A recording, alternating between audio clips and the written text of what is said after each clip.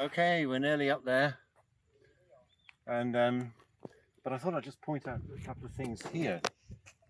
Although we're basically way up above the tree line, you can see that there are some little clumps of trees here and there, and you'll also notice that a lot of them are associated with these rocks.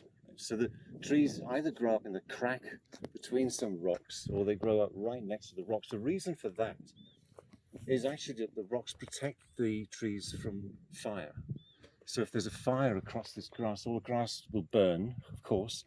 But the trees, some of the trees, if they're just lucky enough to be in the right position, get protected from the fire by the mass of the rock.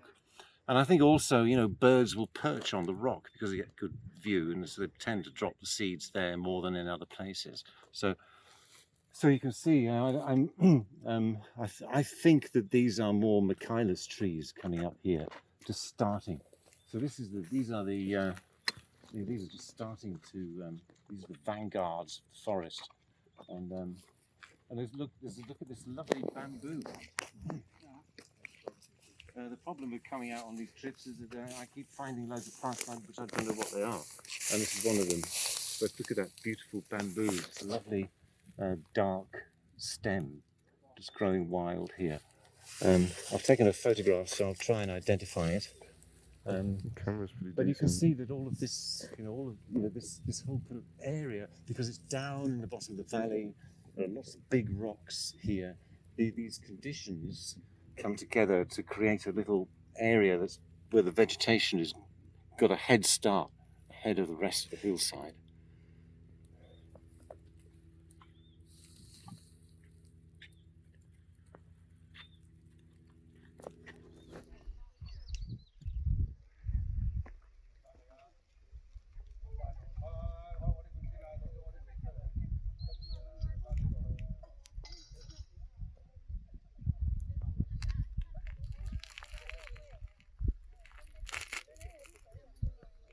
So we're now not far from the top of Sunset Peak, and you can really see how the topography affects the tree distribution.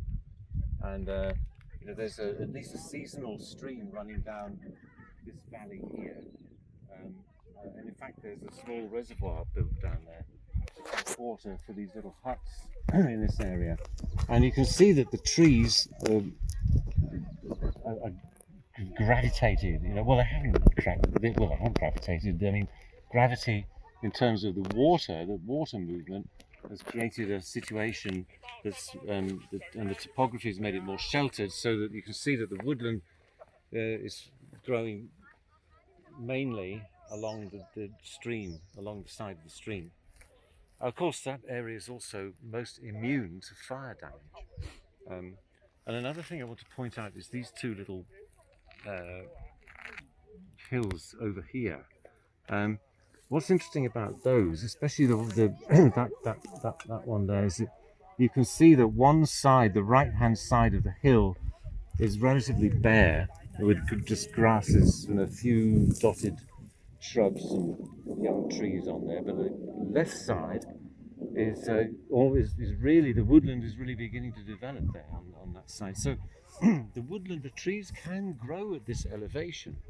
It's not naturally all grassy and bare like this, and the trees can grow at this elevation, but they're just being stopped from, or the reinvasion of trees is made difficult by the dryness, the fire risk, and the lack of birds dropping seeds. But it's starting to happen.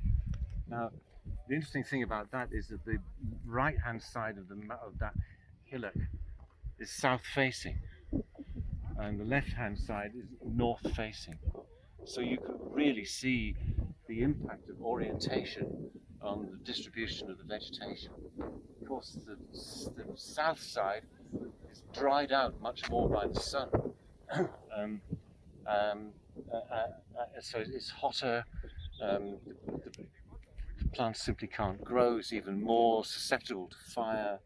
Whereas the north side, of course, is more often in the shade, and therefore there's less evaporation. The water can stay there. When it's foggy up here, then the dew, the condensation that falls there stays there longer and is more likely to go down into the soil.